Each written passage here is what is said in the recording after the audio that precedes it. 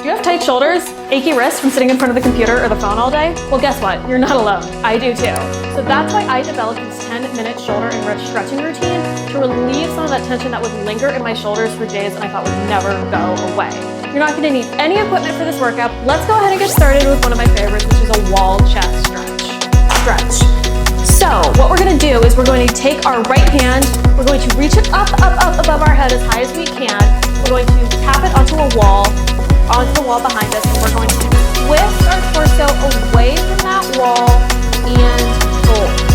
Now, I'm using a wall. You can also use a doorway. I live in a studio, so the doorway is not going to work. But we want to be rotating away from this wall to really not just get into that pec major muscle, but also that pec minor muscle, which if you have chronically tight shoulders, you likely have that is likely very tight and controlling that. You want to make sure your feet are pointed in the same direction, and you want to also try to direct your gaze to that opposite direction. So now we're going to do the same thing on that left side. I'm going to get my arm all the way above my head. I'm going to place it on the wall behind me. It's always a little bit harder to do on this side for me. And I'm going to direct my gaze and my body away from this wall and towards the other side. So whenever we're doing stretches on both sides, we typically have one side that is tighter and one side that's looser, but we still want to try to move through the same range of motion on both sides. So some ways you can modify, if it's just a lot for you to keep your arm up here and you already feel the stretch, stay there. If you want to make this even harder, you can do more to twist in that opposite direction as well. You really want to be in the practice for this entire routine of getting those arms above your head, because that's going to help release some of that tension and that comes from that chronic pinching. All right, next we're going to still use this wall, and now we're going to do a wall lat stretch. So I'm going to turn around and put my face for this, and I'm going to start on the right. So I'm going to take my right hand, I'm going to crawl it to the left side of my wall, and I'm going to hold it. Now, if you feel a really good stretch in your lat or your side of your shoulder blade, where my hand is right here, you can stay here. Like our pec stretch, you can make this a little, you can make this go deeper. So to make it go deeper, I'm going to take my right leg, stick it behind my left, and rotate out to that right side. So your lat is a huge muscle with lots of points of origin and insertion. And when we're trying to stretch to get that deep release, we want to make it a little bit dynamic with some of this twisting and some of this extended opening. So we're getting all of those points of insertion and origin rather than just only getting one part of the muscle. All right, now we're gonna do that again on our opposite side. So we still wanna practice getting that hand over our head and reaching and twisting to get those points, to get that every part of that lat muscle.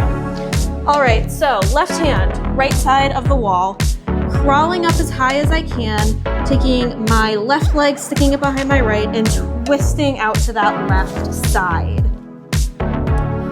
So again, try to replicate what you did on the other side. If this feels really good on one side and not as good on the other, try to force yourself through the same range of motion.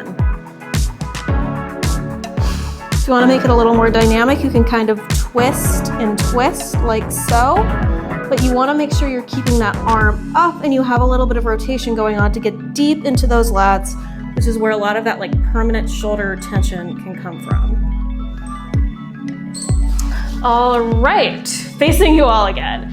So now we're gonna do a levator scapula stretch, and that's gonna get into those muscles near your neck and your traps. So there's a couple ways to do this. First, I'm gonna take my right hand, I'm going to tap it behind me, then I'm gonna take my left hand to the back of my head and look down.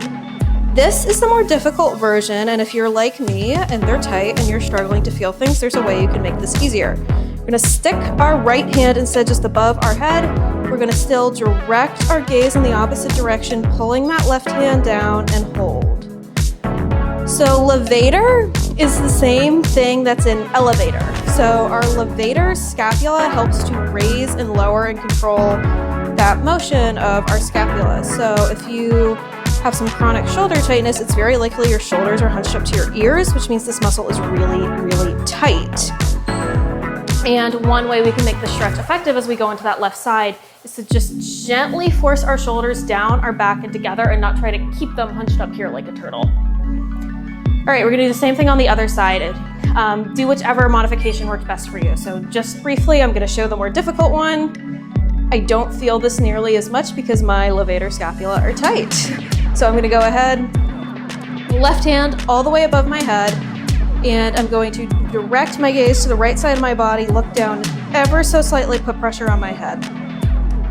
Whenever we're dealing with our neck, we want to be very slow and deliberate about how we move. We don't want to do anything too jerky or too abrupt. And if we're feeling anything that isn't like good release, stop and go back. You don't want to do anything that's very abrupt with your neck. It's a very important part of your body. All right, next we're going to get into those wrists. So what we're going to do here is we're just going to do a very basic wrist stretch. This is something, I have a desk job, so this is something that I do like multiple times a day with my wrist just to make sure my hands don't get like chronically tight and achy throughout the day. So I'm just taking my fingers and pulling them down like so. This is simple, but it's effective to kind of just get into that wrist and some of those muscles in your forearm that get really tight. If you're doing things like constantly grabbing a mouse, tapping away on a keyboard, tapping away on a phone, or even something like gripping a steering wheel. This is just really important to get that release to counteract kind of all of those tension-filled gripping things we do all day. If you want to play around with this a little bit, you can kind of direct your fingers in one direction or the other. Some part of your hand might feel tighter than the other, but find what feels good for you. All right, next we're going to do that on our left side. So same exact range of motion, we're just going to stick our hand out right in front of us and we're going to pull down on those fingers. So when we pull down on those fingers, we're getting into that wrist and we're also getting into some of those muscles in our forearm that might be a little bit tight. Again, if we want to rotate off to one side or the other, we can do that here as well. One thing with like wrists, it's very normal for like your dominant side to feel tighter than your non-dominant side. So I'm right-handed and I think like my right side feels a lot tighter than my left, which is pretty normal. All right, we only have less than 10 seconds left before we get into our next stretch.